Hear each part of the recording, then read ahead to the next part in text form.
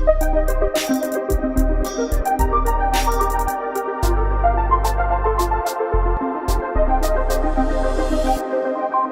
everyone, welcome. My name is Chad Weston. I am co-founder of Traction House, which is a digital marketing agency. My partner Simon and I have a boutique shop that's focused exclusively on the asset management space. And today we are going to be focusing on ETF marketing in particular.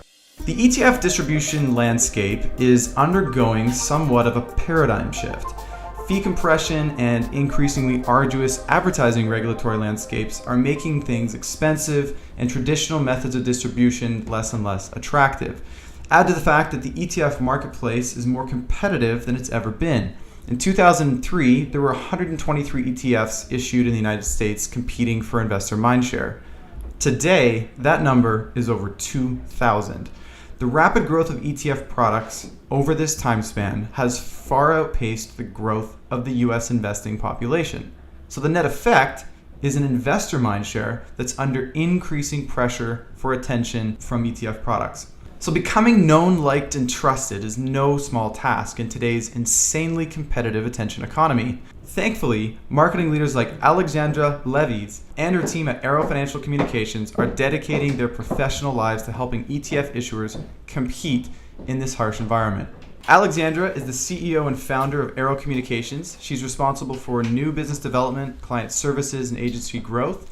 And prior to establishing the agency, she developed and ran marketing and public relations campaigns at Global X Funds, a New York City-based ETF issuer, where she served as vice president of marketing. She began developing solid relationships with the financial press while at Dukas Public Relations, where she managed various media campaigns for asset management clients. Levis graduated with a BA in International Relations from Tufts University and is fluent in English, French, and Spanish.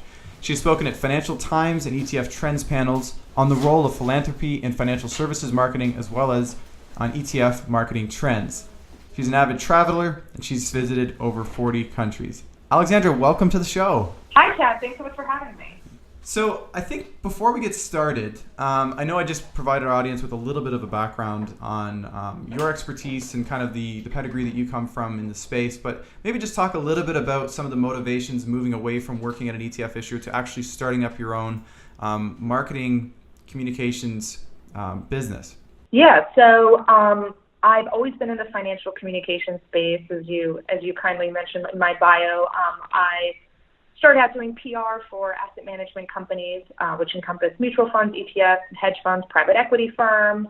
And then I got more onto the marketing side of things while I was at Global X. And I realized that, at the end of the day, an ETF company, not all asset management companies, but particularly ETF companies, their success really hinges on sales, distribution, and marketing. So I definitely saw a huge opportunity to launch an agency that combined my background in financial communications, financial marketing, creating collateral, with this huge uptick in ETFs. And I was very lucky. It was kind of a right place, right time sort of situation. And it was also a way to bring in public relations and marketing collateral and advertising all under one roof for the ETF space. So while I was at Global X, I had to deal with a lot of vendors to get a lot of things done. And I thought, why isn't there an agency that does everything under the one roof? So that was the impetus behind launching the agency. That's wonderful. Basically, what I'd like to do is I want to start out by talking about the current state of affairs in the ETF marketing space. Help our audience understand why we're talking about some of the subjects along ETF marketing and competing in today's attention economy and stuff like that. So how would you articulate the challenges facing a new ETF issuer from a marketing and distribution standpoint? So there's a couple of things that all new ETF issuers should really be aware of.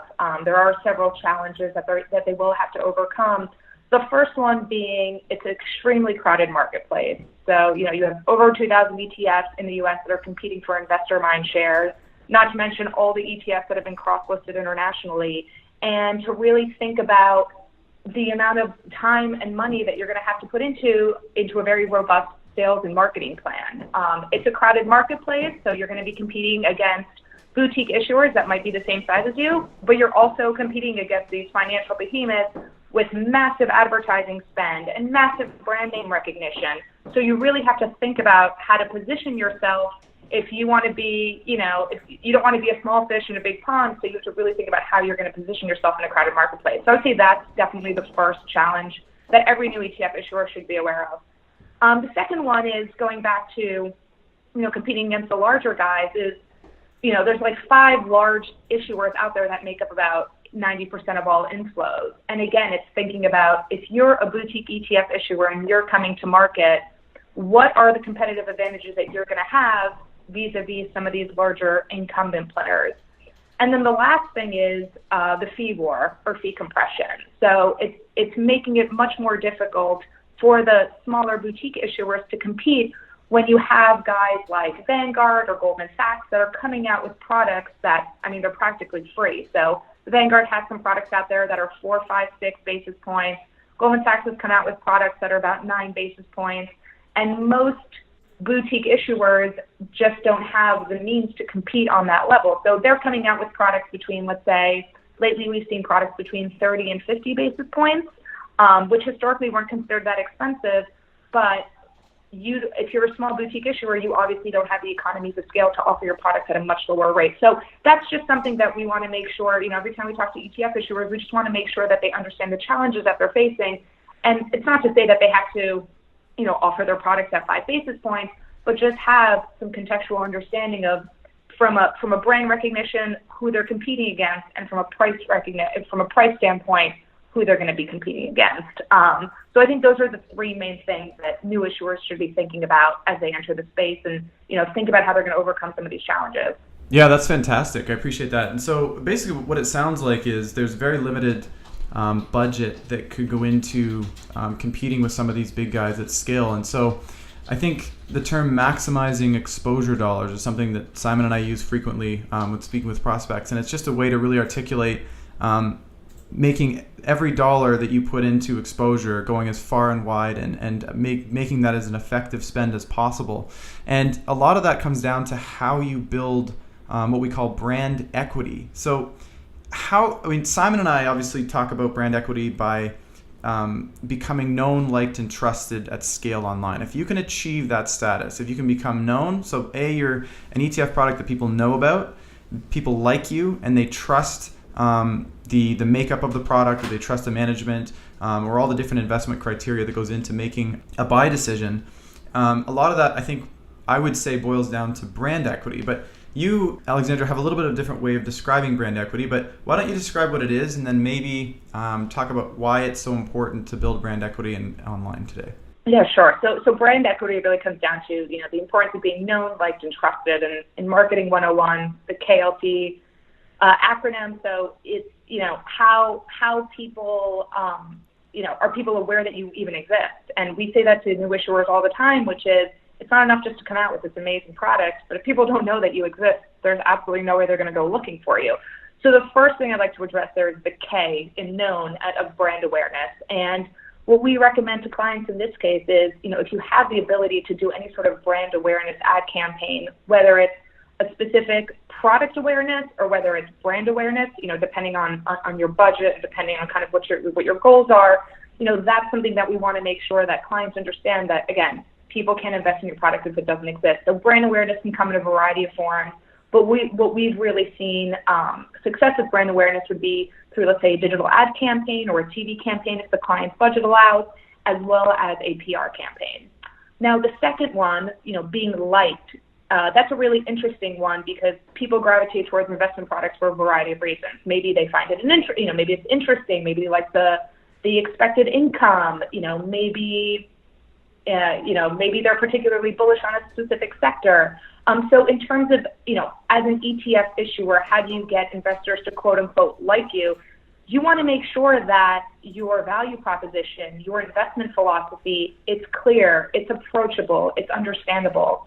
Oftentimes you have issuers come out with really complicated leveraged products that nobody's going to understand. And if they don't understand it, that there's no way that they're going to like it. Not to mention that people probably shouldn't be investing in things that they don't understand. So from a like standpoint, we want to make sure that we are conveying in the most clear and articulated way possible. We want to be able to convey our client's message and convey, their investment philosophy and why they're coming out with a specific product. And the last one, the T, the trust, we really believe that content generation, thought leadership, staking a claim in a particular industry, that's how the smaller guys are going to be able to compete against the larger guys. So the larger guys, the large asset management firms out there that have tons and tons of ETFs, they specialize in launching a lot of different kinds of products, but maybe they don't specialize in a specific subset. But if you're a new boutique ETF issuer, and let's say, for instance, you're very bullish in artificial intelligence, you are an artificial intelligence research shop, and you want to come out with an artificial intelligence ETF, that is a fantastic opportunity for you to become a thought leader in the artificial intelligence space. So, and that's how you get people to trust your product. So you want to be coming out with value-add content, educational content. You want to make people understand, or prospective investors understand, the why behind investing in your product, and you want them to be able to trust the fund managers behind the product to make the right investment decisions that'll give you the best exposure to that particular sector. That's fantastic. Yeah, and in terms of the thought leadership piece, one thing that resonated with me is that the key thing to think about here is it needs to be evident that you're invested in delivering value to your audience and to your prospective investors without really asking much in return. You're not in a sell mode at this point. You're really just about becoming someone that's known and thought of and leaned on. It needs to be evident through the content distribution and through your marketing efforts that you really are in it to educate and bring value up front without necessarily asking for anything in that particular instance. On your website, there's a statement that really I picked up on that I really liked, and I'm going to read it for the audience here, and then I'm going to ask you a question about it. So, in a sea of new issues, it's become more critical than ever before for an ETF to stand out from the field. We help accomplish this by becoming intimately familiar with an issuer's core identity, as well as the salient details regarding the fund in question. Doing this ensures that the client's message is faithfully conveyed to investors and the public at large, enabling new issues to rise above the clutter. So when thinking about that statement, what are some of the common salient details that an ETF's got to focus on, Alexandra, in communicating in order to build rapport with investors online and generate that brand equity? Yeah, so every time, and it's a great question, so every time we embark on a new campaign with a client, whether it's a PR campaign or whether it's a campaign to create content collateral, blogs, white papers, you name it, we really want to make sure that the first step is we understand the message behind the product. Or in some cases, we're tasked with coming up with the message behind the product if it's a completely new product. And in thinking about the messaging of the product, there's really two things that we want to think about. First and foremost, who is the firm? Who are the players behind the firm? Where do they come from? Why are they coming out with this product now? Why are they coming out with this product at all? Why is the fee the way the fee is? We want to think about and we want to anticipate the questions that the financial press is going to ask, as well as prospective investors are going to ask about the firm and about the product. And additional to that, the second thing that we look at is once this product gets launched, how does it fit in the competitive landscape? Is it first to market? Is it a Me Too product? And a Me Too product in our industry is, a competing similar product. So what exactly, if it is a competing product, if there's already an artificial intelligence ETF out there and you're a new issuer and you're also coming out with an artificial intelligence ETF, we need to look under the hood and we need to really understand what's the index composition, how is the fund constructed, what are the tax advantages of the fund, what are the different benefits and characteristics that we can point to. So when an investor is evaluating between one ETF and another, what are some of the competitive advantages that we can point to? I don't think it's enough to just say, we're very bullish on this particular sector and, we think everyone's going to be invested in artificial intelligence. It's really looking at the nuances of the products and thinking about them from like I said, from an index construction or a product construction and a product development standpoint, and making sure that if you're looking under the hood and a product is supposed to be delivering China exposure, you want to make sure those holdings deliver China exposure. And if they're not, you want to make sure you have a message as to why that might be the case. So those are some of the things that we think about when we're undergoing a messaging session with a client. That's awesome. So that's actually coming up with the narrative. That's the expression of the story. That's articulating that core identity and regarding the fund in question and making sure that it's really niche and specific to the fund so that it speaks to relevant audiences and gets picked up. So now that you've got the message in place, you've done that narrative work and you've got the overall storyline ready to go, what are some of the different collateral pieces that you package together in order to communicate that message digitally versus on the phone or some of these traditional methods? Like, how do you actually express that narrative online? So the first step in expressing the narrative is I mentioned this messaging session that we do with clients, and that exercise, I should say, it's literally a brainstorming session, and at the end of the day, the deliverable there is basically a Word document where it's the kind of the who, what, where, when, why of the fund. That's an internal facing document, but it's not going to see the light of day, but it's going to be used as a springboard for collateral. So in talking about the collateral, there's obviously a lot of different initiatives out there, but we think about collateral in two buckets. We think about collateral in terms of what do you need for launch, and we think about collateral in terms of what can you create over time after your fund has launched to sustain the momentum and to sustain the engagement. So when we're thinking about collateral for launch, there's a few pieces that we always advise our clients to have from a best practices standpoint. The first one is a website, and the reason it's number one is because it's actually a regulatory requirement. You need a website to launch. At the very least, you need to make sure that all your fund information and the disclosures are on there. But we also want to take the opportunity to have the website be a calling card, to have the website be a repository of great content and information that draws more investors in. So number one is your ETF website, which will have the data feed. The next piece of collateral that we think about, or the next few pieces of collateral that we think about for launch, you're going to want to make sure you have a fact sheet. It's something that investors, it's an expected item that investors will be asking for, and even though clients probably won't get performance until about 1 month after their fund launches, you want to make sure that you have, properly updated fact sheets on your website, because it is something that people are going to be going toward and expecting to find. The other couple of pieces that we would recommend for launch would be an investment case. And an investment case is basically an accompanying piece of material to the fact sheet. The fact sheet's going to have all the performance, all the data, and the investment case is going to be the story, the why behind the product. And we find that it's a very overlooked piece of material, but it's so important because it really helps articulate and make sure that everyone from the marketing person to the salesperson is on the same page in terms of, the story behind the product and why they've come out with that product. And then the other pieces of material that we would say would be useful to have maybe a couple of months after launch, and what we've been seeing a lot of demand for. We see a lot of demand for animated infographic videos. Videos are a great way to engage a prospective investor and to give them a quick snapshot of what your product does, how it works, why they should be invested in it. So we're really bullish on animated infographic videos. 2D infographics are also a great way. Not everybody wants to read a really detailed technical explanation for something. Some people are visual learners. So infographics are a great way to break down a very complex idea, particularly in financial services, where you can actually see, for instance, if the infographic is about a particular index and the index filters for certain categories, an infographic is a great way to illustrate what that looks like. So infographics are something we definitely see a lot of. Email blast campaigns are something else that are fantastic. Some clients do an email blast campaign right when they launch. Some clients do them a little bit after, but it's a great way to stay top of mind with clients down the road. And then we can also talk about, other things that we do for clients a little bit after launch. A lot of blogging, again, from an SEO standpoint, it's a great way to stay engaged with your prospective clients or current clients, that look to you as a thought leader in a particular industry. And then white papers and just content pieces in general. And, the mediums can be different. You can create a piece of content and then slice and dice it in different ways. So you can create a piece of content, such as a white paper, but then you can take that white paper and split it up into 5 different pitches and use those pitches to go out to the press. You can take that white paper, slice it in a couple of different ways, and turn it into a cool video or into an email blast campaign. So it's important to think about collateral that you need for launch versus further down the road.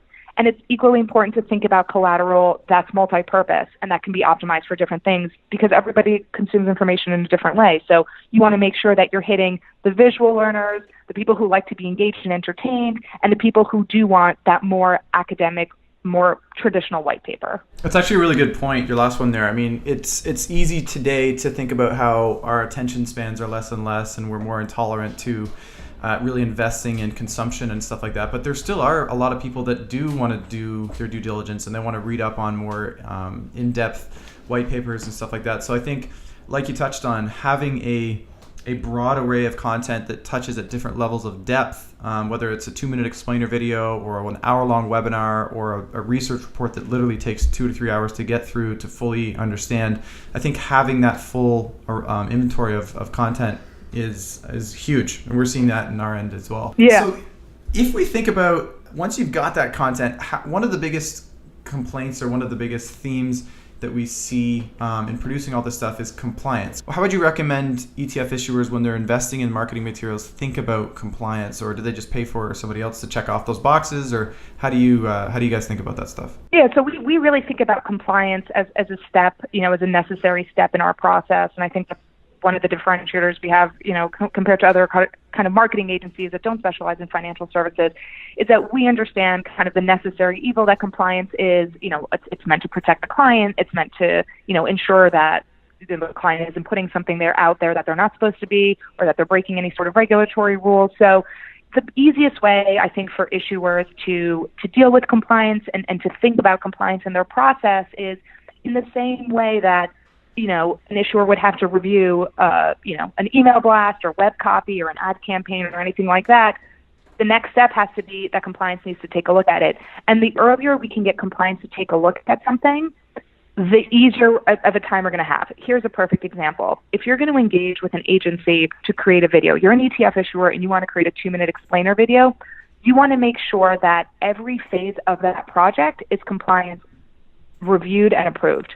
And why is that? Because the last thing you want to do is you want to spend all this time and all this money creating a video, getting it animated, and then you submit it to compliance and you have to make all these post-production edits because half of the video, is too promissory, let's say. So I think the best way for issuers to think about compliance is know when in the process they need to be alerted to, a new piece of material, and just to keep them up to date as to the progress of that particular piece of collateral, so that when the piece of collateral is finalized, there hopefully shouldn't be any issues. So in a video, for instance, you want to make sure the script is approved by compliance. You want to make sure the storyboard is approved by compliance. I mean, a lot of people don't think about this, but outside of text, from a design standpoint, there's a lot of things that you can't do. You can't show piggy banks. You can't show coins. You can't show dollar signs. So you definitely want to make sure that compliance is taking a look at your graphics and your design so that you're not conveying something you're not supposed to be conveying.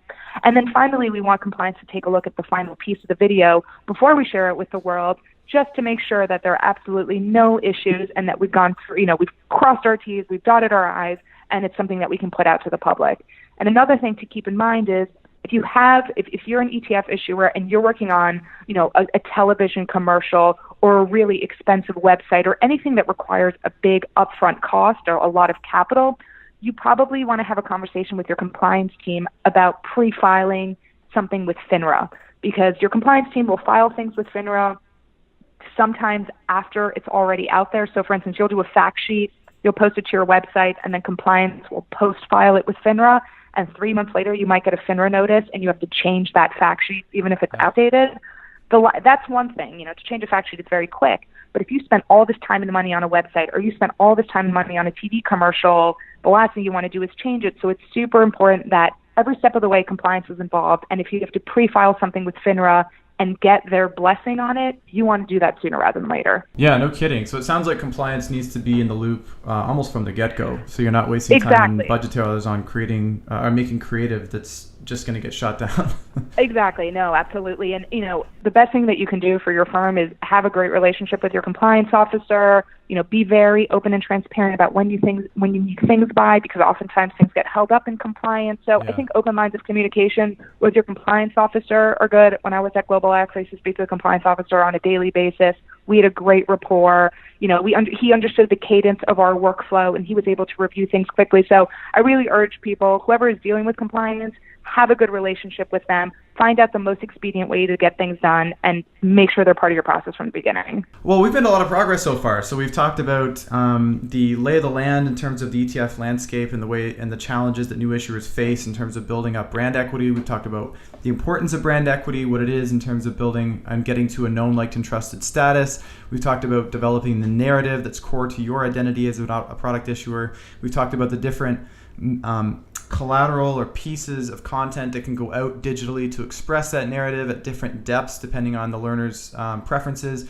And then we've also talked about how to navigate and make sure that compliance is there every step of the way. One of the big questions that we get a lot, and I'd really like to get your opinion on this, Alexandra, is marketing ROI. So just to set this up, material success of an ETF product, as we know, is capital inflows on an open exchange. And most of the time, traditionally, that's an anonymous or a relatively anonymous thing. And so it's difficult to, unlike a shopping cart on an e-commerce website where the purchase or the dollars back from your marketing spend happens on your own property and you can track it, on an ETF, that framework or that infrastructure isn't the case. The dollars that you get back from your marketing spend are manifested on an exchange. And so how do you guys typically handle or demonstrate the success from a dollars and cents standpoint, Alexandra, of a marketing spend for an ETF issuer? Yeah, Chad, this is a great question. We get this question a lot, and as you've illustrated perfectly, the ETFs, unlike a pair of jeans or a bottle of perfume, there is no shopping cart on the website. There is no way to track, from a kind of point by point sales. Everything is on an open exchange. So for the most part, it's very, very difficult. Trust me, I've tried. It's very, very difficult to say if you do X, Y, Z, then ABC is going to happen from a sales standpoint because there's no very easy way to track it. So what we do in these conversations is we talk about the fact that when we talk to clients, we have to shift their expectations of measurement a little bit because we can't measure the product in the way you would with a typical retail product. So when we talk about measuring success, look, at the end of the day, success is going to be measured by AUM no matter how you slice it. That's the goal. It's to grow AUM. But I think that there's a lot of benchmarks that we can take a look at on the way to AUM that can kind of indicate how a product is doing. And so in those cases, we want to look at it from a couple of different standpoints. When you think about incorporating a public relations campaign for a product launch, if you're able to get a client to go on television or to get quoted by a marquee financial publication, what you're hoping to get out of that is a spike in trading volume. People are talking about the product, people are trading the product, and if it may not necessarily lead to massive amounts of AUM, but seeing the trading and seeing the engagement is a great measure of success, especially out of the gate. Another thing that we've been seeing as kind of a, from a metric standpoint are, all the digital tracking, and you guys know this way better, is all the digital tracking and metrics that you can get from a social media campaign or an ad campaign or an email blast campaign. So again, in lieu of having, an ability to track every piece of sale or every point of sale, what you do have is you have a sense of, if you're doing a robust campaign, you do have a sense of engagement. Are people downloading your fact sheet? How many people are going to your website? Where in the world are they based? Are people, forwarding your email blast on? If you have a video and it sits on a YouTube channel, how many clicks is it getting? Are people engaging with it? And so from that standpoint, you can measure engagement and you can measure interest.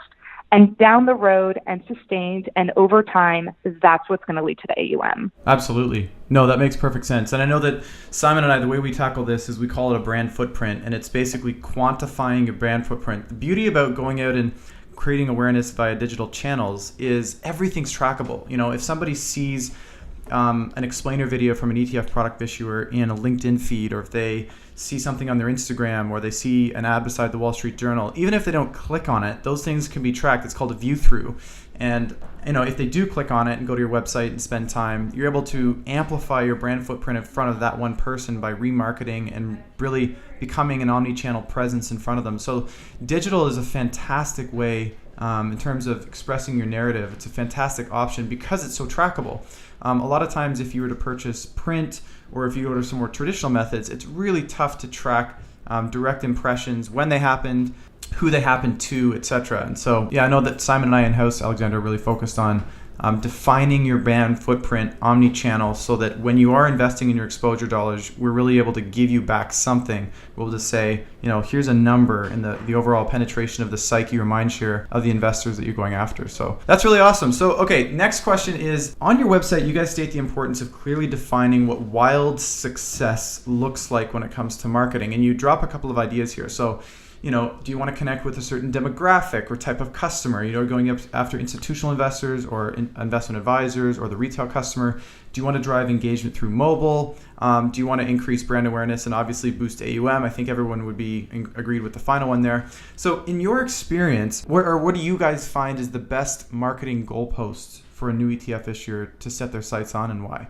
Yeah. So again, from a kind of a metrics and tracking standpoint, you want to come out of the gate super duper strong when you first launch your product. And again, going back to the KLT, you want everybody to know about that product. So I think the first one is, from an awareness standpoint, you want to look to things like an ad campaign or a PR campaign, which are trackable. So from a PR standpoint, are you seeing a spike in trading volume? That would be one goalpost. From an ad campaign or a social media campaign, a drip campaign on Twitter, are the metrics showing the engagement? Are the metrics showing more new followers or people coming to your website and clicking and downloading a fact sheet or downloading a white paper? If you are able to hit those metrics, and more importantly, I would say, is if you are able to share those metrics with your sales team, and if you have any sort of inbound marketing software that actually tracks those leads, that's a perfect opportunity for your sales guy to pick up the phone, call up a client and say, hey, I saw you download our fact sheet, want to check in, see if you have any questions. So it's important to get all the metrics down. And I know Traction House, that's something that you guys focus on, but I would say it's almost more important of what do you do with those metrics? How are you going to enable your sales team to optimize those metrics and leverage those metrics to get out in front of more people? So goalposts, just to recap the goalposts. So from a press coverage standpoint, are you seeing a spike in trading volume? Are you seeing a spike in engagement? From an ad campaign or an email blast or social media campaign standpoint, are you hitting the metrics that you've set out for yourself to determine, are we getting the awareness that we're looking for? And then, of course, at the end of the day, the holy grail of all of this is creation units and AUM. And over time, you'll be able to see this. You might not be able to know what exactly attributed to the AUM or to the creation unit. Was it a corner office meeting? Was it a webinar? Was it a conversation, at a steak restaurant? Was it a conversation that was had during a conference? But that just goes to show you that you can't just rely on one thing. The metrics are great, but it's a little bit of everything. It's having the digital ad campaign or having the social media campaign that you can track. It's making sure you have a robust sales team. It's making sure you're face-to-face with clients at conferences. It's making sure you're talking to the financial press. And you can track all of these things individually and at the end be able to come maybe without, not an exact number, but you can put together some sort of clout measurement to see how are you engaging with investors and is your message being heard. So I think to wrap this up, what I'd like to do is I would love to get an idea from you of an ETF issuer that is doing it right. So what is some inspiration or what's an ETF issuer that you have in mind that is someone that's really knocking off a lot of these check boxes and they're really, doing the digital marketing game properly? Do you have anybody in mind? Yeah. So actually there's this one issuer, and full disclosure, they are not a client. So I hope that goes to show how much I actually respect their work, because it's not even something that we did. I'm very much a fan of what they've done. So there's an ETF issuer out there called ARK Investment Management. They go by ARK Invest. And they have a whole series of really interesting products. But as a marketer, what I'm really interested in, what I'm really inspired by is the way they position their content, is the way they take advantage of mobile, is the way they take advantage of social media. And I would really urge, any new ETF issuer out there that's looking for inspiration or looking for best practices to take a look at their site. I mean, their content is on point. Their social media is on point. They, their ad copy, the text on their website, it's clear, it's concise, it's from a design standpoint, it stands out from what other people are doing. If you even take a little bit of a further look, if you go on their website, they have these inbound marketing forms. So they're capturing data, they're capturing client information, and that's huge. And as I was saying a little bit earlier about, what do you do with them? Like, it's great to have all these metrics, but then what do you do with them? This is a perfect example. You can track, who is coming from your website, but if you can capture those email addresses and have your sales team follow up with a phone call or an email, that's really how you're going to keep the momentum. That's really how you're going to keep the engagement. So I think ARK Invest does a great job on that. No, this is huge. I'm actually on their website right now. And for those of you who are interested in checking out ARK Invest, it's ark-invest.com. I'm on their site right now. They've actually got a podcast going. They've got gated white papers, webinars, blogs. Yeah, you're right. These guys are heavily invested in developing a lot of thought leadership content. They've got explainer videos. I can already see just on their homepage 2 or 3 different play buttons already. So if I'm a lazy researcher, I don't really want to check them out too much. I just want to watch some videos. You can do that. So these guys would actually be a good example of having a breadth of content that goes at different depths and the different formats. So if I want to listen while I'm on the drive to work, or if I want to get in depth and really do some serious due diligence on their products, they've got white papers. If I just want to watch a webinar, that's cool too, or an explainer video. So they've got different levels of consumption offered up and tailored to different people's different consumption preferences. So I think that's really one good thing to note about adopting an collateral omni-channel approach. And Arrow Communications with Alexandra and her team are people that can help you do that. Developing all that breadth of content is really going to establish in the minds of investors that you are a thought leader, you're investing heavily in the space, you're someone that can be trusted and leaned on. Alexandra's been so helpful in just articulating a lot of the challenges and the ETF marketing strategies and things like that a new issuer can think about. Her expertise is obviously pretty in depth. And Alex, just for those of you people that are listening that are either a new ETF launch or ETF issuer, how can they get in touch with you? Yeah, they can go to our website. It's arrowcomm.com, ARROCOMM.com. And, click on the contact us, shoot us an email, take a look at our work, take a look at our clients. You'll get a much better sense of how we think about PR and marketing all coming together. Take a look at our case studies, and we'd love to engage with you. Alex, I really appreciate you being on the call today. Thanks so much. Thanks so much, Chad. You've been listening to the Traction House Investment Marketing Podcast, designed to help investment advisors and marketing practitioners leverage content marketing to rise above the noise in today's crowded, fragmented attention economy, capture investor mindshare, and ultimately grow their AUM. We hope you found today's conversation insightful. Stay tuned for more.